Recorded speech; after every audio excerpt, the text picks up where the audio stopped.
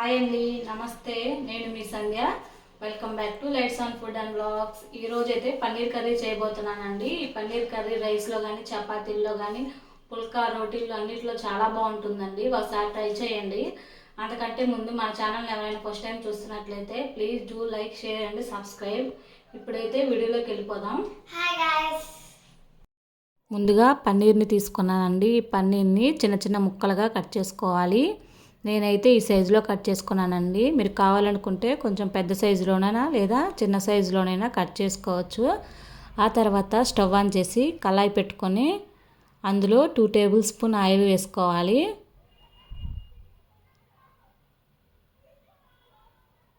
Oil heat అయ్యాక మనం ముందుగా కట్ చేసి పెట్టుకున్న పన్నీర్ ముక్కలు వేసుకోవాలండి.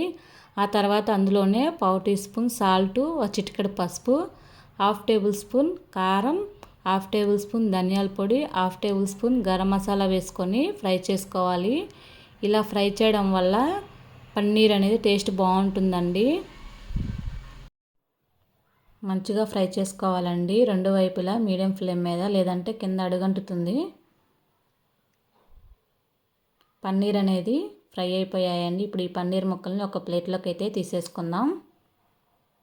ఆ తర్వాత 3 మీడియం సైజు ఉండే ఆనియన్స్ని ఇలా సన్నగా పొడుగ్గా కట్ చేసుకోవాలండి.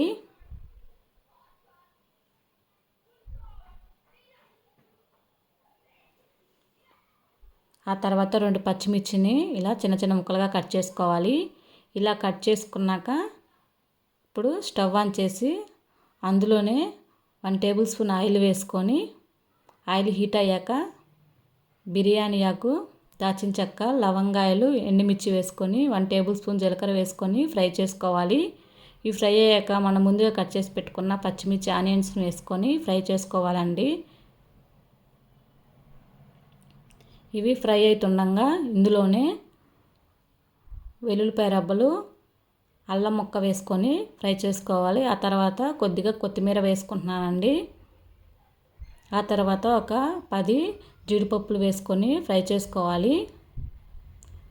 ఈ ఫ్రై అవుతుండగా మనం ఒక మిక్సింగ్ బౌల్ తీసుకొని అందులో 2 టేబుల్ స్పూన్ పెరుగు వేసుకుంటున్నానండి. ఆ తర్వాత 1/2 టీ స్పూన్ సాల్టు, చిటికెడు పసుపు, 1/2 టేబుల్ స్పూన్ కారం, 1/2 టేబుల్ స్పూన్ ధనియాల పొడి, 1/2 టేబుల్ స్పూన్ గరం మసాలా వేసుకొని ఉండలు లేకుండా మంచిగా కలుపుకోవాలి. ఇలా కలుపుకున్న మిశ్రమాన్ని ఫ్రై అవుతున్న ఆనియన్స్లో వేసుకొని కలుపుకోవాలండి. సిమ్లో పెట్టుకొని కలుపుకోవాలి, లేదంటే పెరుగు అనేది ఇరిగిపోతుంది.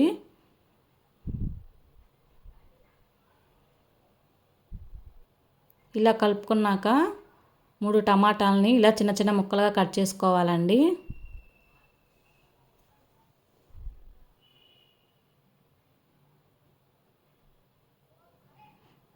ఆ తర్వాత ఈ టమాటా ముక్కలను కూడా వేసుకొని కలుపుకోవాలి. ఇలా కలుపుకున్నాక ఈ టమాటా ముక్కలు అనేది ఉడకడం కోసం కొద్దిగా వాటర్ పోసుకొని ఒక 5 నిమిషాల పాటు ఉడికించుకోవాలండి. అందులోని వాటర్ మొత్తం ఇంకిపోయేలా మూత పెట్టి ఒక 5 నిమిషాల పాటు ఉడికించుకోవాలి. మంచిగా ఉడికిపోయాయండి. ఇప్పుడు కొద్దిగా చల్లారనిచ్చి ఒక మిక్సీ జార్ తీసుకొని అందులో ఈ మిశ్రమాన్ని వేసుకొని మెత్తగా పేస్ట్ పట్టుకోవాలి.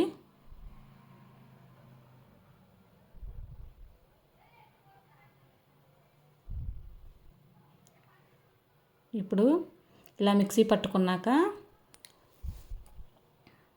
స్టవ్ ఆన్ చేసి కళాయి పెట్టుకొని అందులో 1 టేబుల్ స్పూన్ ఆయిల్ వేసుకొని ఒక మీడియం సైజు ఆనియన్స్ ఇలా సన్నగా కట్ చేసి వేసుకున్నానండి.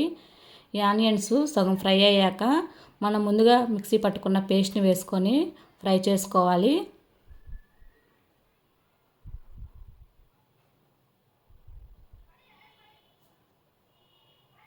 ఇలా ఫ్రై చేసుకున్నాక గ్రేవీకి సరిపడా వాటర్ పోసుకోవాలండి. ఆ తర్వాత మనం ముందుగా ఫ్రై చేసి పెట్టుకున్న పన్నీర్ ముక్కలు వేసుకొని కలుపుకోవాలి.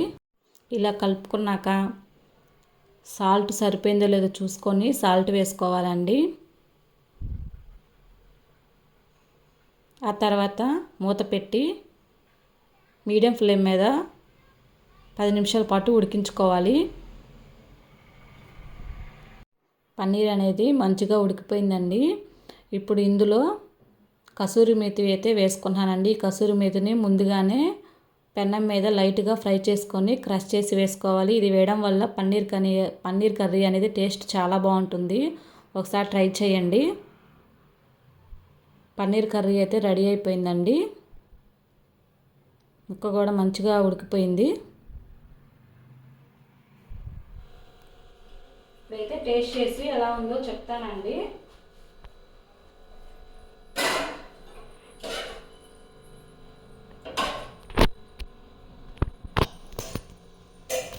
నేను మా పాప అయితే టేస్ట్ చేసి చపాతీలో పన్నీర్ కర్రీ చెప్తాను ఎలా ఉందో.